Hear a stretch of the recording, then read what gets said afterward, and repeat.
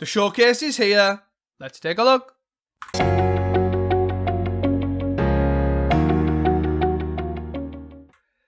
Hi guys, welcome back to Casting Commons, the show where we talk and discuss all things Pauper. I am your host Tissot, and this is my co-host, the Foot Ninja himself, Reese. Hello.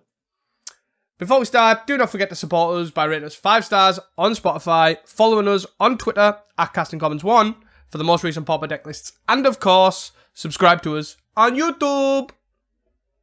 How are you doing? Good. Yeah. Got a bit of Pauper played this weekend, which was cool. There's not a new store, but like a newish store open in Carlisle, which is like an hour from us. Mm-hmm. So it's like our closest LGS. And they were running Pauper for the first time, so a few of us went through and played some Pauper there. And it was really good first stab at an event. I think they're doing another one either, I think, next month or at the end of the month or something like that. Or at the end of next month. Something like that anyway. But yeah, it was really good. Oh, sweet. I found out there was also we got a promo along with the prizes. And it was at Unearth. I was like, oh, that's sick. For cool. A Pauper promo. Apparently it was just like a standard show, some standard promo. I don't even know. So one like game day or whatever it is now. I was why isn't that the standard promo? But it was a really cool promo for a Pauper event. So I rate that. Yeah, definitely. That's pretty cool. Does it look good? Is it like Mogwarts bling worthy or? I mean, yeah, actually it looks alright. I was normally I'm just not about promos at all. Yeah. But yeah, I would say so. It's pretty cool. Oh, cool. Sweet. It's good to hear. So we're going to dive into the Marvel superhero stuff. The whole thing has been spoiled. We've probably missed a set somewhere, let's be honest. Because there's the Marvel Superhero Standard set, there's the Marvel Superhero Commander set, there's the Marvel Superheroes Jumpstart set, and I think there's a special Marvel Superhero product as well. I'm not 100% certain on that one, but I think they're called arena boxes or something, but I could have been just making that up entirely. And I think the Jumpstart and the Commander have the same set code and set symbols for your convenience. Yes. So they can pull their all. Oh, we're not putting any new. We're not putting any new commons in Commander. It's just in the Jumpstart set with the exact same set symbol and set code. Yep. Yep. So we're gonna cover off. I don't want to say really a top 5. I'd say more top 1. I'd say and there's going to be no particular order to them, really. It's more just 5 cards we kind of wanted to shout out, I guess. More than not, right? In my opinion. Yeah, I would say there's one card we want to shout out, and it's the number 1 card of the set for Pauper. And then we needed more cards just so it wasn't only this one card. I personally, I do think there is going to be some cards out of Marvel superheroes, right? I do think some of them are pretty unique, but obviously, I just don't think there's going to be nothing's backbreaking or nothing as I think when you get a card, when this happens, right, let's be honest, when you get a card that's right, I'm going to do this, and it's so blatantly obvious what's going on with this one powerhouse of a card, you look at the rest of the cards and you're like, oh, that card's actually pretty good, but it kind of doesn't do that the same thing this card does. And it kind of, I think it pulls away from it a bit. But yeah, so we're gonna go through them. Should we just start at this what we've called number 5? Yeah, go for it. Which is it's actually, to be fair, I'm gonna start off with a big claim. I actually think this is probably my favorite card of the set, and I feel like it's probably secretly gonna have the most impact in the format, bar this Hawkeye board thing, right, from later on. Because this card, Vision of Love, is a Demand Dancers. So it's literally almost a functional reprint of Demand Dancers. The only difference is you don't discard as part of your cost. Which, for those that don't know what this Demand Dancers is, it's 1 and a red instant, and then you may sacrifice an artifact or discard a card, draw 2 cards. So for me, the big thing about this card is the sacrifice an artifact, draw 2 cards is essentially like Eviscerator's Insight style effect, Fanatical Offering, which they only have Demand Dancers that really does that. In red. In red, sorry, yeah, in red. So that basically essentially puts you to 8 Deadly Dispute effects in red, which everybody knows, right? 8 to 10 is the magical number of like an effect. Gardens now can run 8 to 10 or 12 or whatever, but they tend to run like, as I say, like 8 or 10. And you now have options to run 8. So like in some instances, you don't necessarily need black in sort of specific decks because you can just run 8 of these cards, which is why I'm actually pretty high on this card. Yeah, it's an interesting one. It's obviously like they seem to be on like a thing of reprinting these draw spells, but without the as an additional cost text. Yeah. Which is sort of better, but also sort of worse. Like especially in the type of shell you're talking about. Obviously, this if it gets countered, you don't sack your Wellspring, for example, so you don't get one card. Whereas if it was a Demand Dancers, you sack the Wellspring as an additional cost, you still get the one card if they counter the draw spell. But yeah, then on the flip side, as you said, just having critical mass of Demand Dancers means something like a red Wellspringy Affinity synth, maybe shell is possible. I guess one thing it does do, it gives the artifact deck an option to not play black, which is sort of a first for a while because black's basically been the core color, whether it be blue-black or black-red or Grixis. Yeah. Because you're tied to those 2 mana draw spells. Whereas now, maybe you're not tied so much. Obviously, they're not as good as... well, that's it. They're not as good. They have different uses to stuff like Fanatical Offer, and you don't get the little extra, but you can discard a card instead if that's a effect, like a bonus or an alternate cost that's worthwhile. Which we also haven't touched on, like even the fact that you could mix that up, right? You could play like half Snacker, half Wellspring style shells and still have access to both of these. I guess, obviously, we had that period where Snacker was in Grixis Affinity, like when it first come out and everyone was trying to jam it in. Like, if you went sort of black-red Affinity, for example, but or not even black-red, you could go blue-red, so you still get Thoughtcast. But then you also now can play Snacker more effectively because your draw spells also can just work with Snacker as well as sacking the Wellsprings. Could be quite cool. I think there's definitely something there, as you say. Bit more wilder. How about even another control deck that just draw spells are now like Wellspring, Vision of Love or whatever. Demand Dancers. Like you could go even crazier and just have like a blue-red control deck as like a Gardens-esque shell, and you just have that draw package and you just have counter spells and kill spells and stuff. Do you know what I mean? Like, I just think it's little things like this is like, oh, that's actually pretty cool. Yeah. But yeah, that's Vision of Love, the first card on the list. The next one, I guess it is mainly one card, but I think we should group the other card in with it as well. Yeah, it's fair. So these are a pair of artifact creatures in red, so maybe tie into that sort of red affinity list we were talking about. The first one, and I would say the main one, is Machinesmith Automaton, which is 2 and a red for a 2/2 trample. It's a robot, a villain. Relevant. Whatever that's worth. But critically, whenever another artifact you control enters, put a +1/+1 counter on this creature. So it's an artifact creature in or of itself, so it would trigger, if you had one in play, the other one would trigger it. But also it's just a big trample threat that gets bigger in a deck that's going to be playing a load of artifacts. It's not cast, it's just whenever an artifact enters, so lands work, the Blood Fountain and the token off the Blood Fountain both work, so stuff like this gets big really quickly.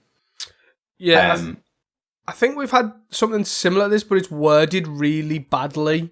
I don't think it has trample. It is a 3-mana 2/2, I'm sure, and I don't know, I say this like I remember the name of the card. I cannot remember the name of that card, but I'm sure it's like a 3-mana 2/2, and it says something like, whenever a non-token artifact enters, put a counter on this or something.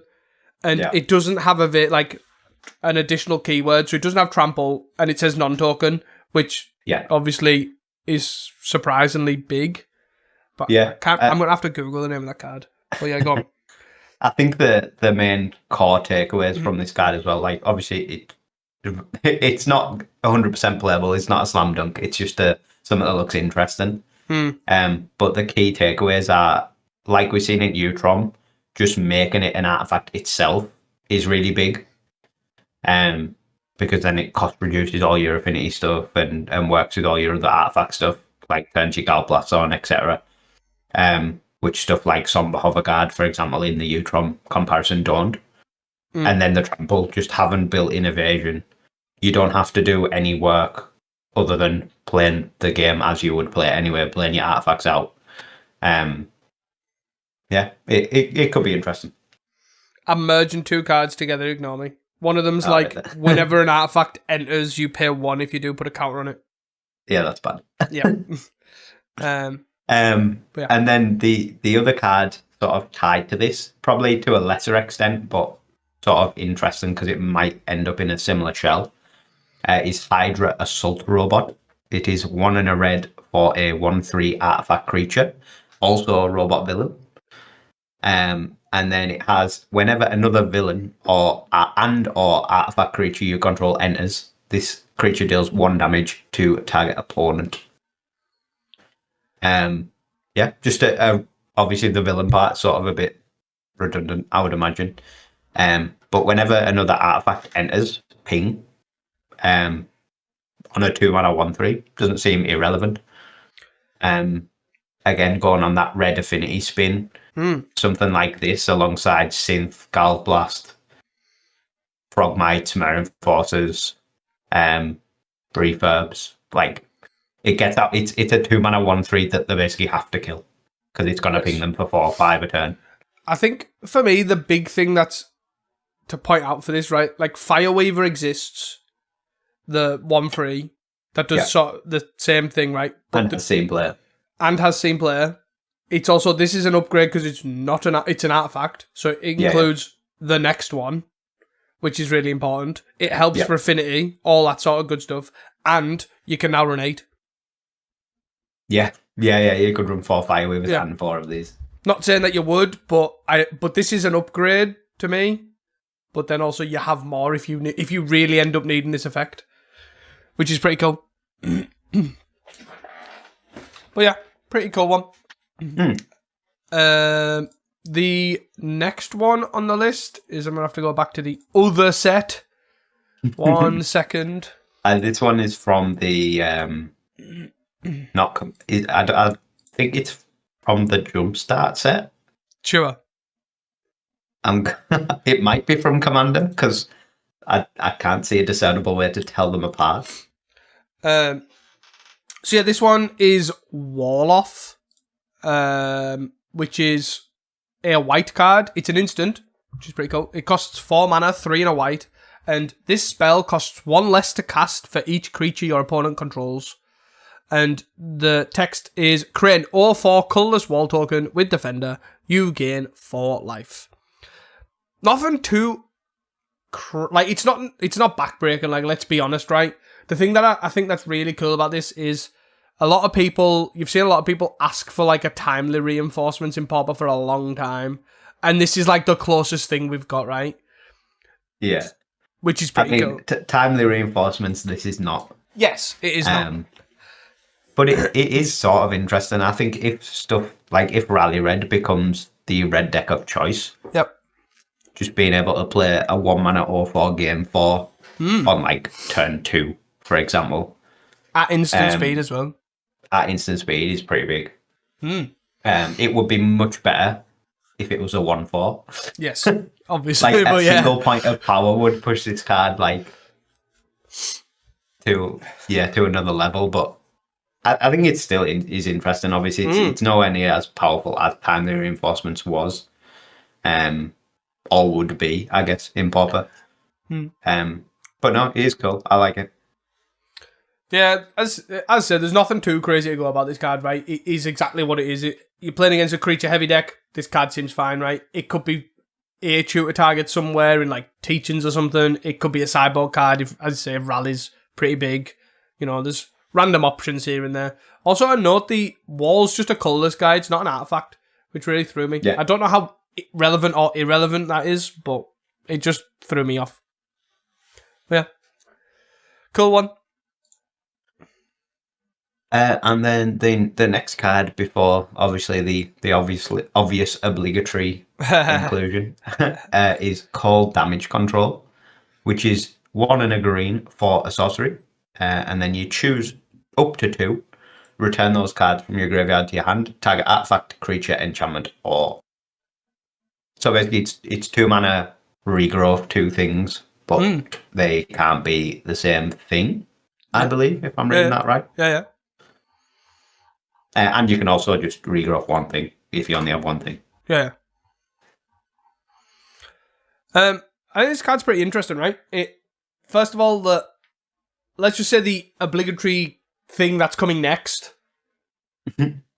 It returns both of those, which is also semi-interesting, right? Yeah, you can pick an artifact and a creature up. Yes, you can pick an artifact or a creature up. You are playing Tron. The ponds are in your lands or wildfire in your lands. You can return a tower and something else. Not irrelevant. Yeah, it's a weird one. I think it's obviously very dependent on you need to be taking 2 things back. You need it to be like a 2 mana green sorcery that just 2 mana draw 2. Yep. If you can enable that, it's probably pretty good. If you can't enable that consistently, it's probably not very good. That's pretty much it. My thought. I guess it obviously in the world where we're all playing rumbles and stuff in our green decks, that's putting extra stuff in your graveyard that you might be able to pick up. Obviously, you can't get it off a rumble, which is not great, but it's sort of an interesting card to just be aware of, I think. Yeah. I think to me the big one is obviously the aforementioned that we're going to mention thing. I think is the big thing for me, that it brings both back and also other pieces. But yeah, I do think obviously it might have uses elsewhere, pretty much. But definitely something to be aware of. And most likely something that's probably sideboard worthy or one of sort of worthy for something. I guess. Yeah. And then number 1, I don't know if anybody could guess it. This card is a 1 red artifact equipment, and it is called Hawkeye's Bow. Shock horror. It has some like really weird text, which is sort of irrelevant, which says, equipped creature gets +1/+0 and has reach. That's sort of like the text that doesn't matter. And it's 1 to equip this equipment, and it has, whenever equipped creature becomes tapped, it deals 1 damage to each opponent. So, there's a card called Seeker of Skybreak. I don't know if anyone's heard of this card. It combos with Hangerback Scrounger. I've made various videos on the backup combo, for anyone aware. Check that out. Anyways, it now has a combo piece that takes it down like by 2 cards, because you now don't need to have an actual win con with Hangerback Scrounger, and also is an equipment. So if you equip this to the Seeker of the Skybreak, and Seeker of the Skybreak has this amazing ability, it's one of the very few cards that can taps to untap target creature, and it can untap itself. Most of the other cards say another, or don't name itself, like untap another thing except blah blah blah, whatever it's called. This can untap itself. So what you can do is you can basically put the Hawkeye's Bow on the Seeker, and you can tap it and untap it and tap it and untap it and deal 1 damage each time. Which is pretty scary, to be fair. It's obviously, Seeker is a 2/1 that has to then live a turn to tap, but Seeker costs 2, Hawkeye's Bow costs 1 to play, 1 to equip. You can, which means it's a quite early combo, right? You can combo as early as turn 2 with some acceleration, but turn 3 it's naturally. It's a very low cost combo, isn't it? It's 2 cards, and then it's 2 mana for one of them, and essentially 2 mana split across 2 turns for the other, for the 1 mana for the bow and the 1 to equip it. Which is generally what 2 card combos need to be playable in Pauper. You telling me Gond combo is not playable? Well, exactly. Too expensive. If it cost 1 and 2, it would be playable probably. But yeah, thinking of like Aston Broodskill, for example, is a 1 mana card and a 2 mana card. Yep. The Devoted Druid combo is obviously more awkward to get to work because it's 3 cards. If that was 2 cards, I think we would have seen a lot more from that deck already. Yep. But again, like, look at that deck, right? That deck's like Fringe combo, and that's and it's like 3 cards. And it's 3 cards. So then taking you've not only got the power but the space now, because obviously like 2 cards is obviously infinitely stronger than 3 cards, but you now gain 4 extra cards that you can put in to either protect your combo, draw your combo, do whatever, which is obviously a significant thing. Yeah, it's going to be cool to see how it shakes out. Obviously, there's a lot of people complaining already about, this should be pre-banned or whatever, or this is going to be absolutely broken, and it might be, but I definitely think it was the right decision not to just pre-ban it. Firstly, because it just sets a really bad precedent that you're going to pre-ban everything. Yeah. But also the pieces that make the combo are very interactable. Obviously, Hawkeye's bow is red, so you can Hydroblast it. It's an artifact, so you can like annul or steal sabotage it, or destroy it while it's in play. It's equipment, so it has to equip at sorcery speed, so you have all of that time to interact with it. The creature, the Seeker, is a 2 mana 2/1, so it dies to literally every removal spell in the format. Any 1 mana removal spell, it dies to Gut Shot, which is no mana. And then you have to tap to activate it as well. So you even if it's equipped and then activated, you still have a even more window to interact with it if you've missed it. Like there's plenty of time to interact with it, and any removal spell will interact with it. Any counter spell will interact with it. I think obviously there's got to be some games where you just die on turn 3, but I feel like if that happens, you're probably doing something wrong. Yeah, I think the main thing for me as well is the colour combination as well. So the colours are red-green, as we sort of alluded to. The colours for something like Broodskill was black-green. So having black as part of your combo colour was also a pretty big thing because you get different types of interaction, right? So you got Tameo's Safekeeping, or like a protection spell, which is usually like green and white. But you also get Hand Disruption, which is a big thing. But then if you're playing that in this combo, you're now 3 colours, which means to play 3 colours, you're now slower, because you have to, obviously, we don't have untapped lands, so you have to either run basics and just naturally have bad mana, whatever it is, or, you know, I've seen people say, we'll go green-black, and then we'll splash the red for the Hawkeye's bow sort of thing. You splat, these things slow you down. So it's not as thing as Broodskill for me. But yeah, and then obviously I was going to mention that in the news, but yeah, just to highlight that, as obviously what Reese said, the PFP/Gavin announced on his Good Morning Magic YouTube short that they've had complaints about Hawkeye's bow combo, and they've decided not to pre-ban it because they think the reason is most of the time they're related it to Cranial Ram's pre-banning, but Cranial Ram was a direct equivalent of Cranial Plating almost. Of a banned card, yeah. Where this isn't, even though I know it seems like it's a 2-mana creature and a 1-mana thing equips to, so it's the same as Broodskill. It's not the same. No.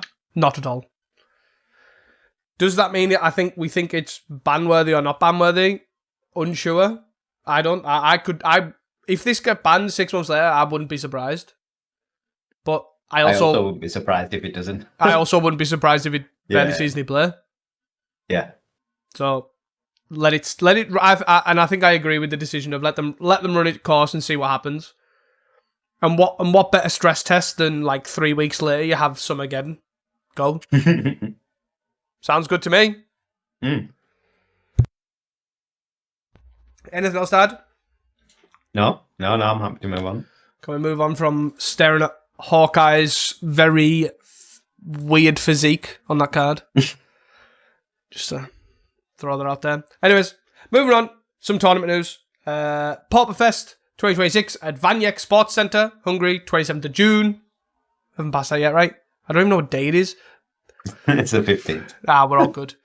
Post for that is in the Discord. Obviously, another shout, join that Discord. It obviously has a tab where you can see all the events all across various countries. So it is great to see and keep in touch with all the events. And also, if you have an event, you can shout that out.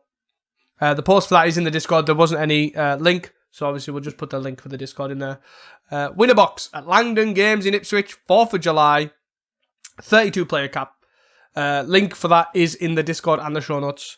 That's going to be pretty cool. And I think that's the one with like the tokens, right? The cool looking tokens. Yeah. Then over the other side, 16th of August, Pauper Extravaganza. 2K at Mox Boarding House in Portland. Doing some popping off over that neck of the woods lately. A lot of Pauper. But yeah, check out this. I think that's the first Pauper event at Mox Boarding House as well. That's pretty cool.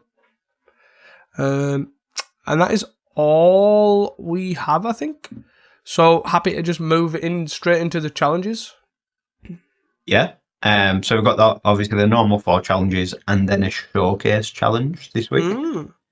For the most part, I imagine we'll just whiz through a couple of the normal challenges because there's not too much stuff standing out at the moment. Yep. The first challenge on Thursday had 52 players.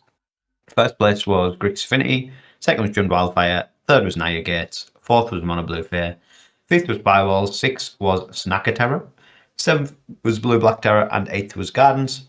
And then the 2 near misses, Red Sly in 9th and White Weenie in 10th.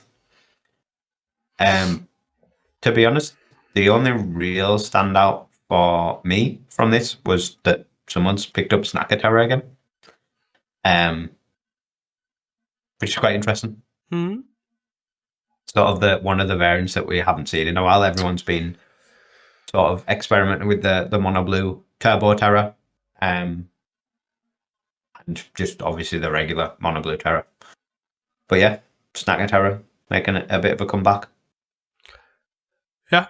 It's pretty well, I don't know how to describe it as solid, but I feel like it has a nice window, right? When people go down on Snacker hit, you get the bonus of having Snacker plus obviously all the terror stuff. So it has like a nice window sometimes where it's pretty good. Obviously paid off for this opponent. This player. This opponent. Everyone's my opponent. And then, shout out to Weber in 7th on the Blue Black Terror. Repping some PFP. I guess I have. Oh no. I've misnamed a deck in 8th. The deck in 8th is not Gardens. I seen Campfire and Crypt Rats and assumed it was Gardens. But it's Green Black Fog. It's Fog Gardens. Yeah, it's sure. Same thing. Yeah. Gardens with fogs in. Yep.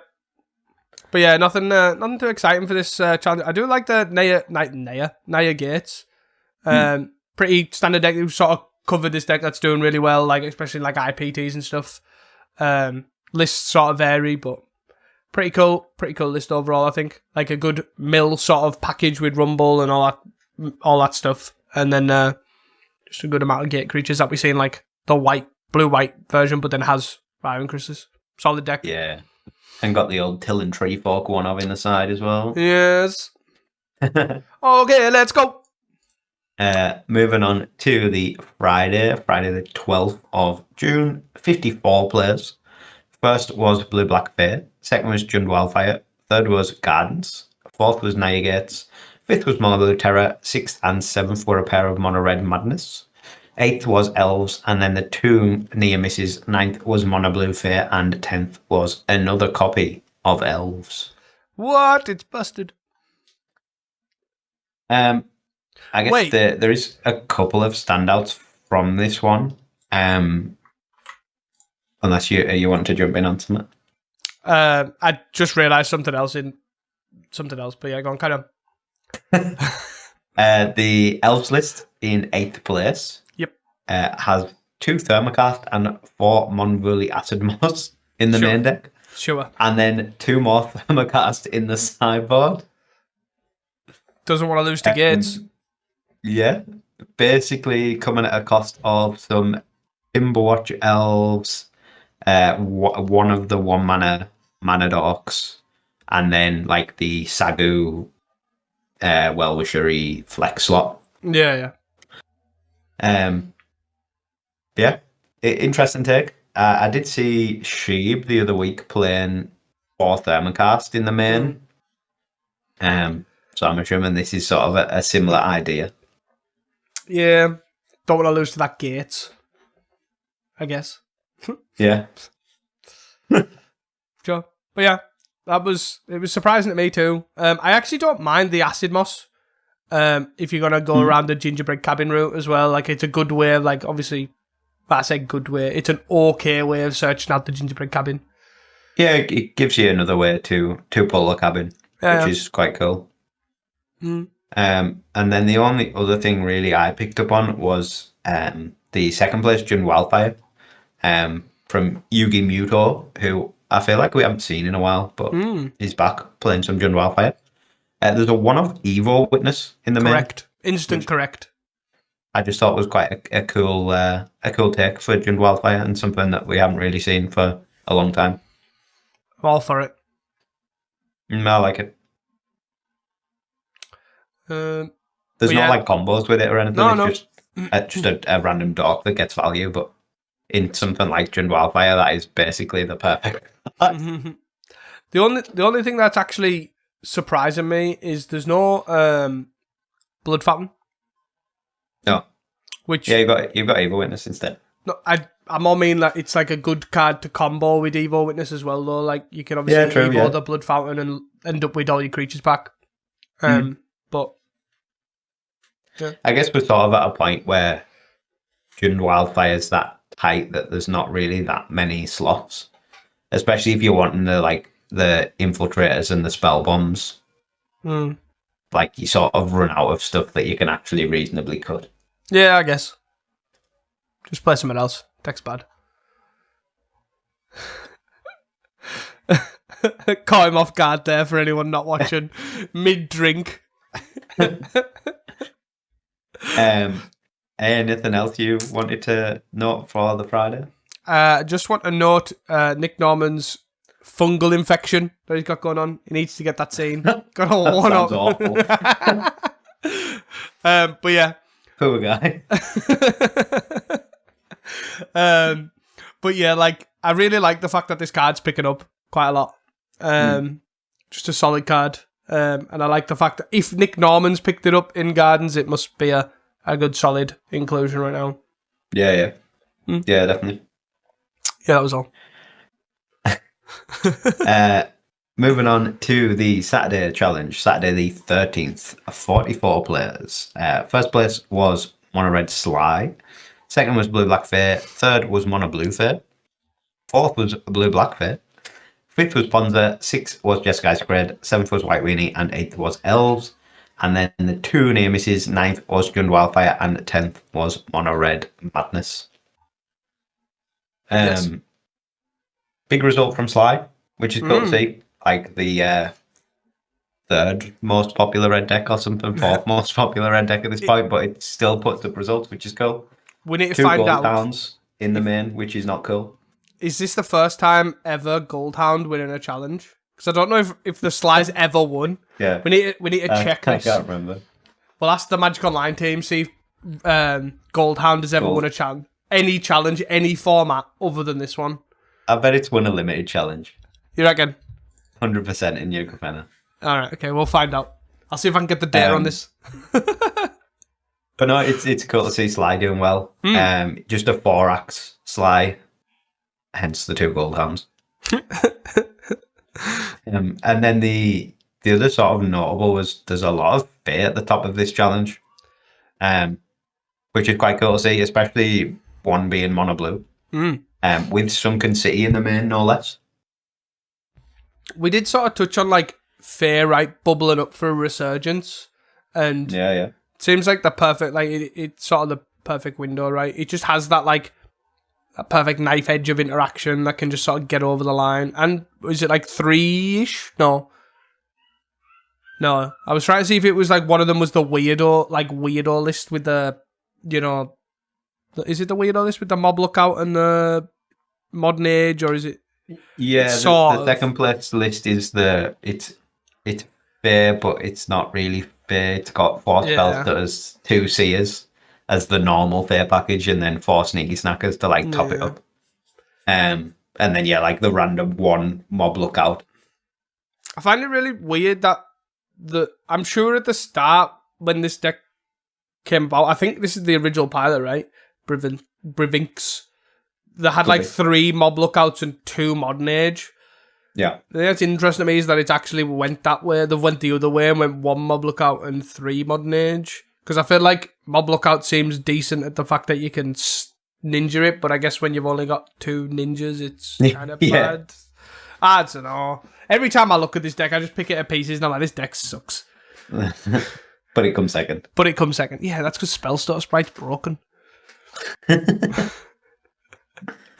But yeah, a lot of fair. Been bubbling around and it's finally got over the edge, I guess. The 5th place, Ponza, is interesting take on Ponza. There's a 1 of Colossal Dreadmask. It's back! One of our favourites from Modern Horizons 3. For the like red-green ramp / Ponza stuff. The only 1 Bonders ornament as well, which is, I guess, low from what we've been seeing. Like most of them have been running 3. And slightly trimmed on. I'd say slightly trimmed. They don't have the usual 8 green land destruction. They've got only 3 acid moss and 4 thermocast, but then it's topped up by 2 structural distortion anyway. The main cuts for this like Bonders ornament, Colossal Dreadmask, and I guess the structural distortions has been 2 rumbles because they're only on 2 rumbles. Gotta run weird numbers to fit things in. At this point, to be honest, 2 hunters as well, I guess. Like, why run rumble here? It's fine. It just like whiffs your Ponza stuff, and then just run Bonders on it. Probably draws you more cards anyways. Yeah, I could see that. Or even just go back up on, like, put the 4 free purposer in, just to be a bit more consistent, maybe, or something like that. Yeah. Strange. But yeah, cool to see Colossal Dreadmask. Woo! I love that card. So cool. Was there anything you wanted to mention? I just want to mention the 6th place Jeskai Scred list. Playing 2 Visionaries dance, which is pretty cool. That's the like uncounterable impulse that makes 3 3s on the other half, and it costs 7 or whatever from Strixhaven. But the only real thing I actually want to point out was the usual 2-2 split or 3-1 split of Bender's Waterskin and Bonders Ornament has been broken. We're now on 2 Bender's Waterskin and 2 Portioner's Trove, and new competitors entered the chat. A new 3-mana artifact. Who knew? And for those that don't know what this card does, I actually didn't know what this card did, but it's from Strixhaven, and it is a 3-mana mana rock that can tap to add a mana of any colour, and you can tap it to gain 2 life, but you can only activate it if you've cast an instant or sorcery spell this turn. Yes. Wow. To be fair, we did say the other week when we were looking at the other Jeskai Ephemerate list, that basically if they need a way to gain life, or they need a better way to gain life, because they just lose to any aggressive deck, any burn deck. Yeah, that's true. This is a way to gain life. It's still sort of on theme with the mana artifact. Woo! So you don't lose out on your 3-mana mana rock by playing something like Campfire, for example, in the main. How dare you? But yeah, I mean, it's a solution. Yeah, sure. It's something. But yeah, it doesn't cost mana to gain life, which is pretty good. But does in a sort of way, but you're already going to be playing these spells anyways, I guess. But yeah. Yeah, you're gonna be casting spells, aren't you? So. Yeah. Yeah, that was sort of it. I guess the final thing, the Mono Red Madness in 10th. I I highlighted this one. I forgot about it. It's a funky list. It doesn't run any flame breathers. Instead, it runs 3 scrapwork mutts. Yes. Love it. I don't actually, but love it. Yeah, I'm not really sure what I think of it, to be honest. I guess it makes your snacker game a lot better, but makes your actually just killing people game a lot worse. Yeah, like you can't just go like, here's 2 flame breathers. I guess I've now got a gut snipe without actually having a gut snipe in play, or can't just have a flame breather that they've sort of got to kill because you're just, drawing spells, drawing cards, sorry, and using spells. Yeah. But yeah, like the mutt thing seems a bit odd. I guess it also 2 Moxite in the sideboard just to add to the artifact that discards a card and draws a card. Woo! I wonder where they came with that conclusion as well. Like, why Mutt and not Moxite in the main? Like, I guess Mutt obviously draws cards. Not draws cards, has a creature and attacks. But obviously Moxite draws 2, so the snacker comes back. It's like very odd configuration. But, yeah. Sure. Be interesting to see how good it was. Yeah, be pretty interesting. I guess it's a non-hydroblastable discard outlet. Not that I don't know how much that matters, but it's a bit of like late game when you gassed out as well. You can just unearth it and have some gas and like a little 2-pointer out of nowhere. Yeah, might matter. Yeah, pretty interesting. And then the main event on the Saturday was obviously the showcase. 233 players. Not bad. Sick. First place was Blue-Black Fate. Second place was Monstertron. Third was Blue-Green Fog. Fourth was Mono-Red Madness. Fifth was Grix Affinity. Sixth was Black-White Blade. Seventh was Rally Red. And 8th was Mono-Blue Terror. And then the 2 near misses. 9th was Naya Gates. And 10th was Mono-Black Sack. I think just as a starter, I think it's quite cool to mention like a lot of the decks that have just done really well in the massive showcase event, we basically haven't mentioned for ages because they just haven't been in challenges. Stuff like Monstertron, Blue-Green Fog, Black-White Blade, and Mono-Black Sack, like they're just not in challenges very often at all. Yeah. So to see them then just like crush a showcase is just really cool. Very cool.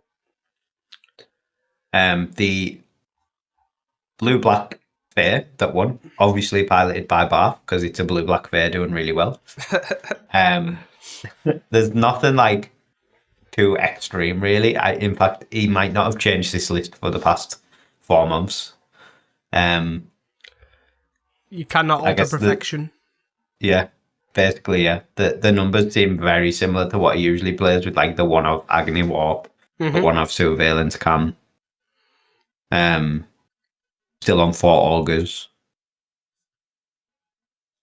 Just, hyper refined Blue-Black Fair. Yeah, I'd say that the last time they probably changed it was the Extractor Confession and an Agony Warp when like Gates made a resurgence, which was like 2 months ago, 3 months ago. But sure, like it's solid, right? And it's clean, right? It's like almost seems like really solid numbers, right? All round, all in, not weird. One mob lookout, chilling. Yeah. The Monstertron list, obviously adding Bonder's Ornament to a Tron deck, sort of assumed at this point. Otherwise, the main deck's just fairly stock. The main sort of standout for me was in the sideboard. There's 2 copies of Vandalize, which is a 5-mana red sorcery from Khans of Tarkir, or Dragons of Tarkir. One of them, Dragons of Tarkir, I think. Which says choose one or both, destroy target artifact or destroy target land. So I guess 5 mana double blow up things. I actually don't hate this card. I see this card and I think this is for like Ponza or Green Red Ramp. That's how I see this, because they're or the mirror. Because they are both Bonder's Ornament decks, while also having a lot of big mana. So, Seems like a perfect way of I'll blow up your Bonder's Ornament to unlock mine, and then I will blow up your land to reduce your mana as well. Why am I? Seems pretty solid. It is a bit expensive, but obviously you're Tron, so it shouldn't matter. I was going to say, you're playing Tron, it's fine. The 6th place Black-White Blade has an anchovy and banana pizza in the name. Mm-hmm. Oh, which is an awful name to say. Yeah. Also has 2 Foot Ninjas and 2 Saki Shredders. Yeah, well, this is Lost on Kato, right? The Mardu specialist. He's been playing Black-White Blade quite a bit. And they cut the Leos. I think we talked about this about a month or so ago, I think. When the Black-White Blade... He cut the Leos from the Black-White Blade deck to put Foot Ninjas in. Which is just like... To me, it's just solid change. Right? Like, Leo doesn't really work to the plan and Foot Ninjas sort of does. Yeah. I think the deck's like a grindy pile of polishing a turd, right? But overall, it's cool that this deck exists and can work. It's just the gameplay is just not it for me. But I really do like Foot Ninjas. I think, to be fair, like, this is by far the best we've seen Black-White Blade in a while. Yeah, like, it's definitely. got so many new tools with the Foot Ninjas, the Shredders, the pizza. It's like it just keeps getting new tools, so eventually it's gonna find the right number of things to run. Yeah, definitely. And I definitely think this is getting there. Yeah, definitely. But yeah, cool to see sort of another deck that we don't see very often doing well. We just need another two black artifact that when it enters, destroy target creature that's not called Anchovy and Banana Pizza. Because I think a 1-of's correct to play. I need 2-3, not 2. But I really hate the fact that the top thing you see is Anchovy and Banana Pizza. Jesus fucking Christ. But yeah. Cool. I don't know if you've got any others you want to mention in the top 10. I don't think so. No. I just have a notable 11th place, just missing out on 10. On the top 10, sorry. From Data Pusher with the Ruby Storm list. And an updated version, right? It doesn't run the Spider Manifestation anymore. It's now got 3 Electric Revelations, 3 Desperate Ritual. And has cut down the 2 Spider Manifestation and the 2 Pirates Pillage for those extra 4 cards. Interesting. Pretty interesting changes, to be fair. I think the sideboard is much the same. Yeah, I can imagine that. Looks pretty similar. But yeah, pretty cool. It's pretty cool. We haven't seen a bit of any Grillstorm for a while, and obviously Data Pusher being that was the person that did the run at Geddon, right? With the X and O green red storm tear that happened. Was it not the last one, the one before, or whatever it was? So pretty good, and they know what they're doing. So take the word on these changes, I guess. But yeah, cool to see. Big event, obviously, on Magic Online, and just Pauper remains massively open. If you know how to play a deck well, you can definitely do very well with that deck. Moving on then to the final challenge, Sunday the 14th, 60 players. This is a very different challenge to the ones we've seen previously. So first is Mono Blue Terror, second is Mono Blue Terror, third and fourth are both Mono Blue Terror. Fifth is Naya Gates, sixth is Judd Wildfire, seventh is White Weenie, and eighth is Mono Red Madness. And then the 2 near misses, ninth is Jeskai Scred, and 10th is Elves. It's been the first time in a while we've seen a challenge like this where it was just like super top heavy with essentially the same deck. I say essentially because these lists are actually quite different. They're a lot more different than I expected them to be. The first place list, for example, is gone a bit more old school. It's got 4 spikes back in the main. It's got a 1 of Artful Dodge back in the main as well. Which is quite cool to see. Basically at the cost of like the Dispel slot, and it even has the Deep Analysis back in. So yeah, just a much more like classic build of Mono Blue Terror. The second place list is the Turbo Terror list that we've been seeing with the like cuts on lands, plays 4 Preordain, 4 Ponder, 1 Deprive, 2 Vapor Snag. Mm-hmm.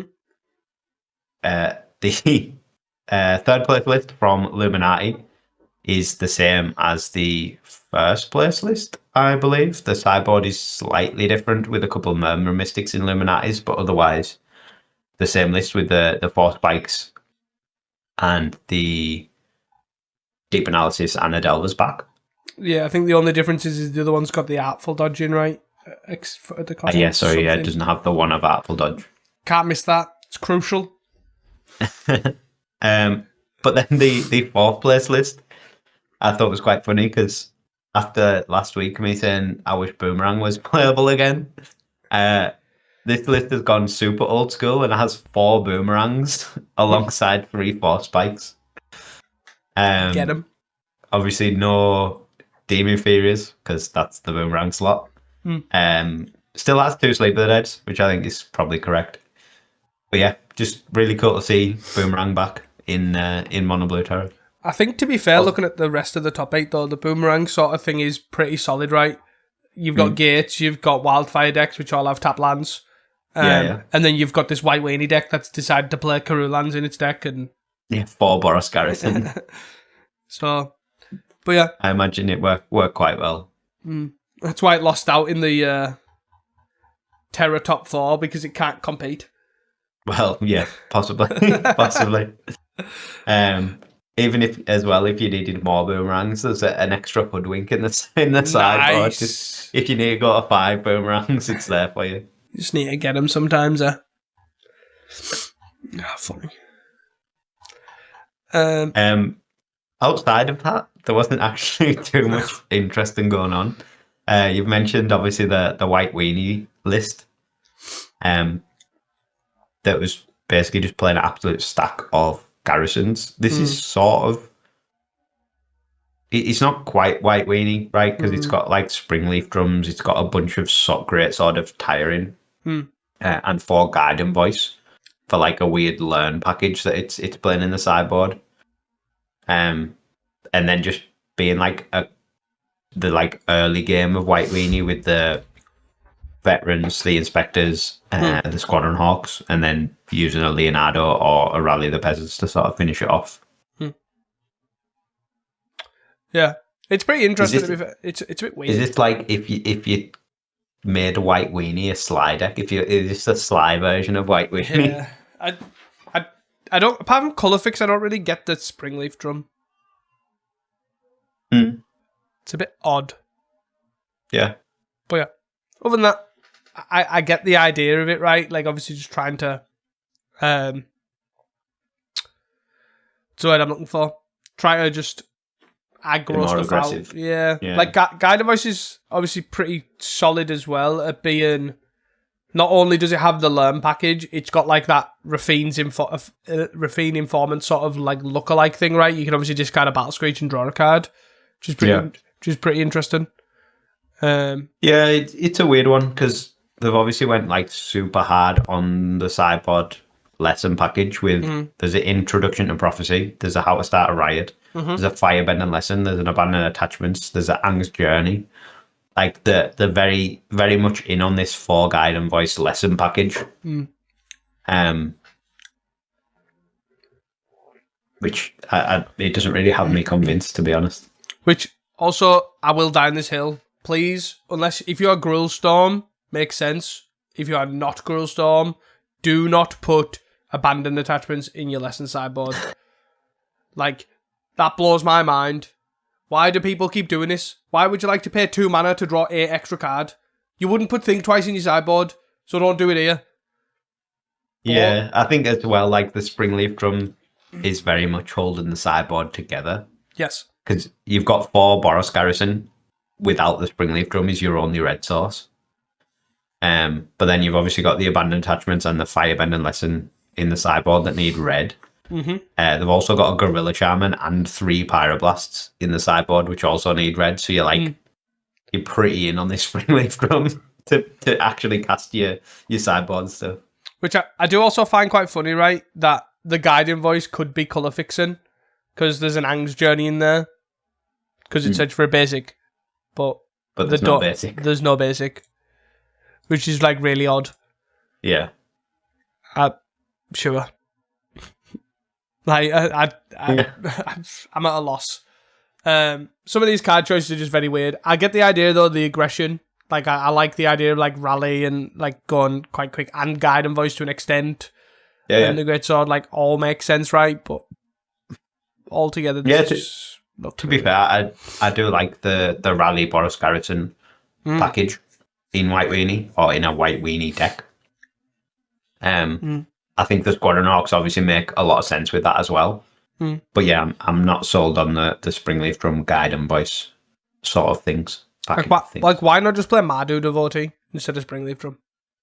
Like in this deck, it just makes it's no different to me, right? Yeah, Scry 2, you don't have to tap a creature to make red. But yeah. I guess it doesn't ramp you, but you basically your entire deck costs 1. Yeah, mind you need a ramp. Yeah. Yeah, very odd. Very odd.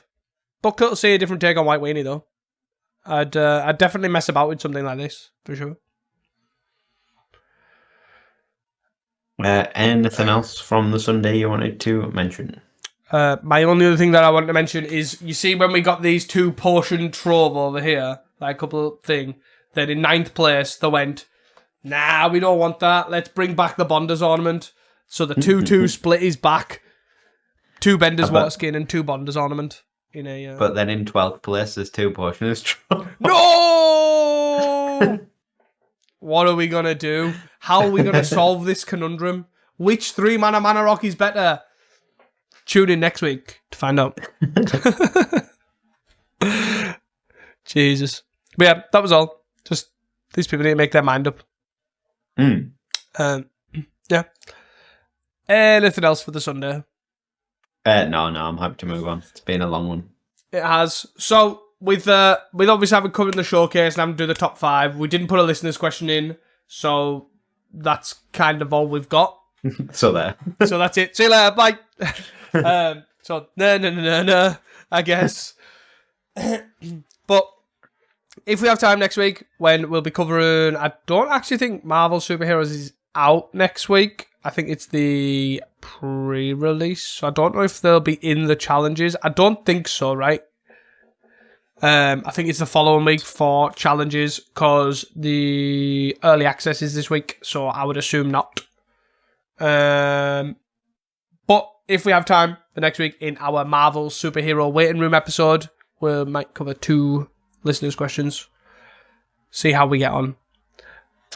Don't hold me to that though, because I'm very forgetful.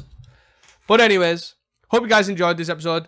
That is all from us at Caston Commons. Thank you for your continued support. Do not forget to tell your friends, your family, and your supermarket cashier. Until next time, and don't forget to stay hydrated. Peace!